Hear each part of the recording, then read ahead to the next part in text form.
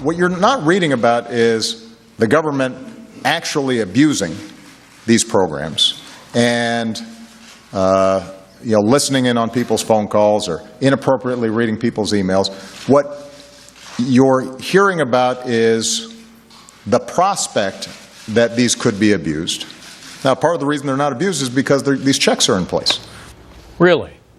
Well, that was President Obama just a week ago reassuring Americans that the National Security Agency was not listening to your phone calls or reading your emails. Well, there's a bombshell new report today directly challenging those claims and revealing that, yes, according to an audit, it was snooping on you, eavesdropping on thousands of private conversations. Chris Steyerwalt joins us, Fox News digital politics editor, host of Power Play on FoxNews.com. Chris, look, some of this was unintended, it was accidental, but significant intrusions, according to this audit, were not accidental. And equally disturbing was this effort not to report it, to cover it up, and a further effort to keep the FISA court, the judges who were supposed to be supervising this, completely in the dark. So, how troubling is this for President Obama?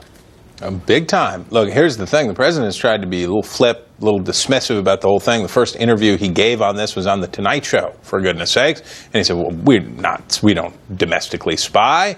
He's waved away these concerns.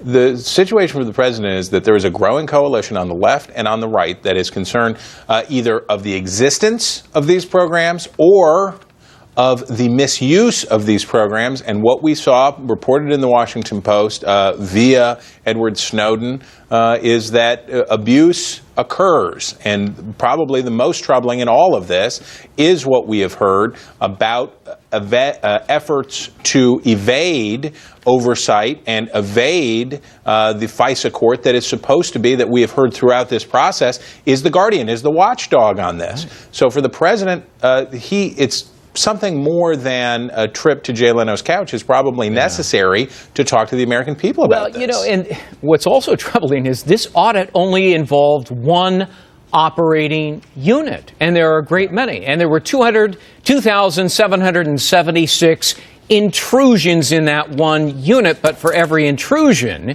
it could include thousands of intercepts of Americans' conversations and emails. So you do the math. I mean, Chris, you could be talking about millions of folks, and yet you mentioned Leno's couch. Here it is. Take a listen.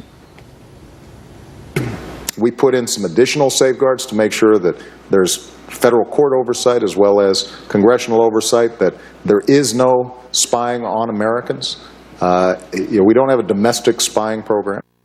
Was the president dishonest, or was he simply utterly uninformed and clueless? I suppose the third alternative is that he's sloppy and careless with the facts, which some people say he is wont to do.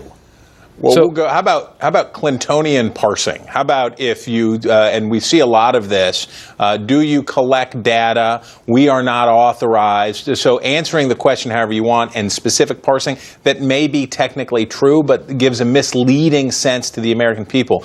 Greg, this is the takeaway for the president. If he believes that these programs are as necessary as he says that they are, at a moment that the American people are increasingly anxious about what the government knows about them, how they track them, from their health records in Obamacare all the way to their phone calls, as Americans become increasingly anxious about this, the president is going to have to confront his political base at some point and say, look, abuses occur, this isn't perfect, it's wrong, but it's necessary, and I am here to defend it. He cannot wave it away, because if he does, he will lose it, and so will his successors. Well, also buried in this audit is the fact that when one of the FISA judges found out about a program that had not even been disclosed to the court, he said, wait a minute, this is a violation of the Fourth Amendment of the United States Constitution. Stop it.